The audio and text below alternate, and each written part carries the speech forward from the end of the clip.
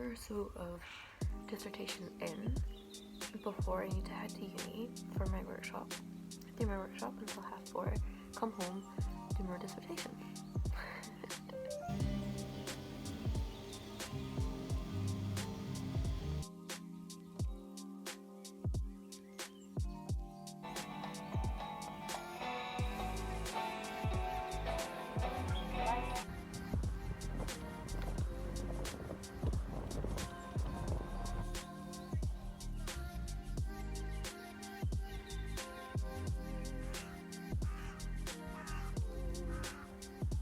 Got here in 30 minutes. Best time yet. Woo! Today's going well. That's not a bad smile. Shut up. That was a bad smile. Nah.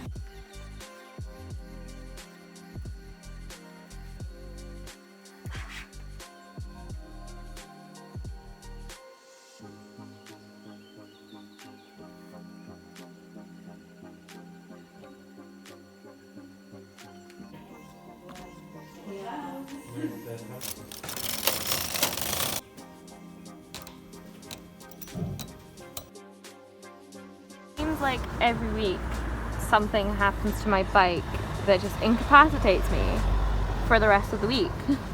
Like today, the gear shifter snapped.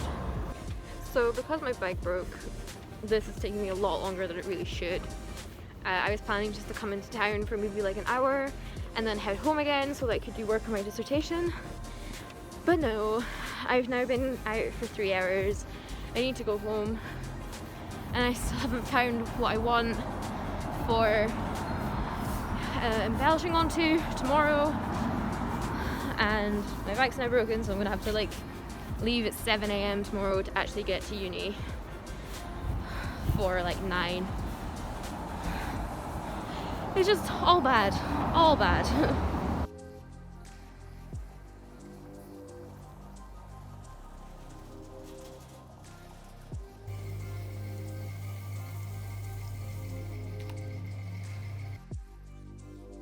Afternoon ahead of us, so I'd like to... That's it, that's perfect. Excellent. Thanks, Mark. Hi Charles, are you there? Yes, hi, hello. Did everyone hear me okay?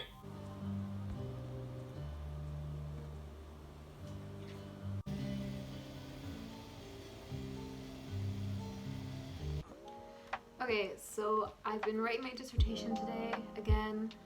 I really want to push through it this week before I meet with Libby on Monday and then have hand in, not next Wednesday but the Wednesday after. So yeah, I'm trying to just push it through, but right now what I'm doing is creating a timeline over the 20th century of different events that have contributed to the rise of androgynous aesthetics now. Which feels like procrastination, but it's not, because it's technically research and like analysis and kind of just putting everything together in a visual representation. It definitely does count towards the dissertation. I guess I could use it as an infographic or something like that. But it just includes a lot of research of finding different bits and all of these different like political and cultural movements and moments and events over the 20th century that have kind of created this perfect atmosphere to cultivate like androgynous aesthetics, and where we are now in terms of gender theory and queer theory and feminist theory. So yeah, that's what I'm putting together. And it's just going to take a little bit of time. Right now it's 6:22 on Thursday evening, Thursday the 5th, so Guy Fawkes night, which is great. There's fireworks going off, it's lovely.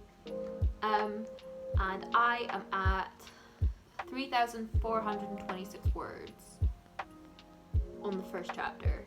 the first chapter is going to be like the biggest chunk because it's got like my survey stuff in it. It has a lot of quotes and a lot of theory.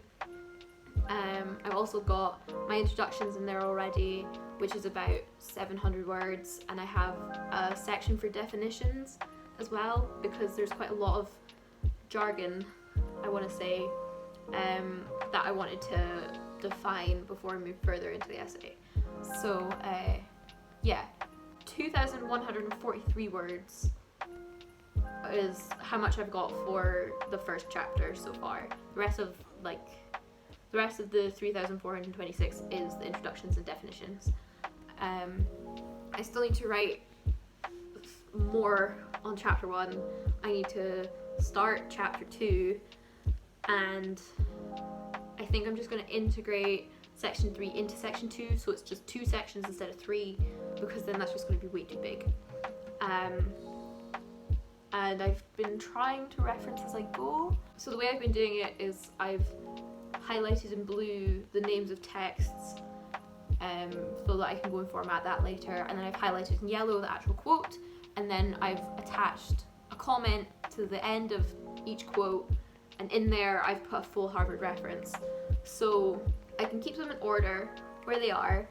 Once I get to the end and I've got all my references in there, I can then sort them out alphabetically for the actual reference list, and it means that I'm not losing my references. They're right next to where they are, and I can work easier with that. Every time I go to write, I never know if I'm doing it right, and I kind of just want that certification of like, yes, you are doing this right. Keep working and keep going at it, which I'm not going to get that kind of thing until Monday, but I want to have as much as I can before that so that I can get the most feedback possible. Like, I'm stressing myself out more than I really should, but like, I want to do this and I want to do it well. Like, this is really important to me. Stressing. Another side note, my parents went and picked up my knitting machine today, and I should be getting it back tomorrow, and I'm really excited. Finally gonna have it back.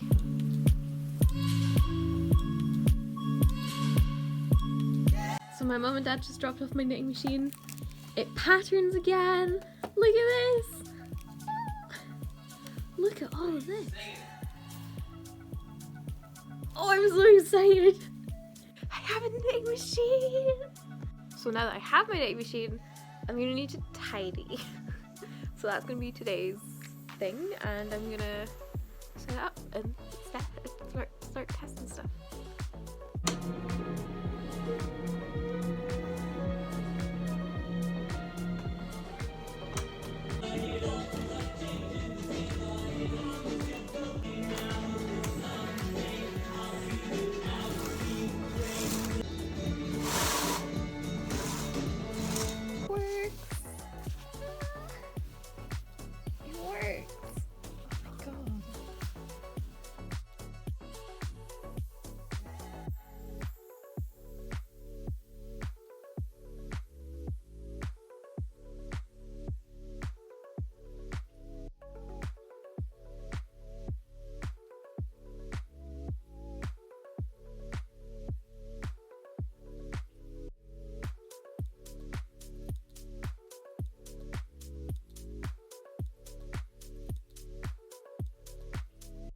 It's Sunday night.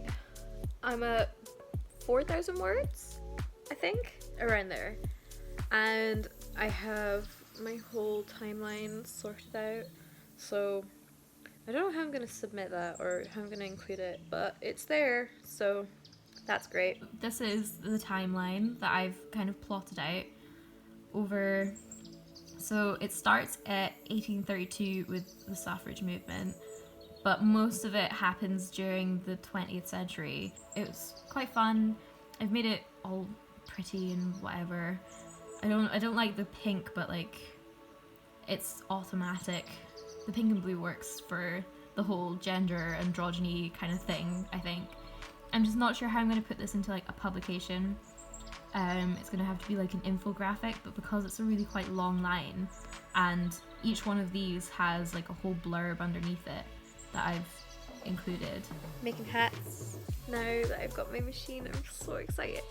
So I did a little poll on Instagram yesterday about whether I should put pom-poms on them or not, but I haven't checked it yet, so I'm gonna have to do that. So 80% of people voted for pom-poms, so I guess I'm putting pom-poms on them.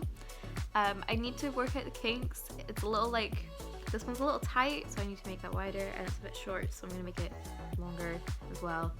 But yeah, I'm gonna work out the kinks, and then I'm gonna take some photos and do some washes, and some of them should be ready for Friday.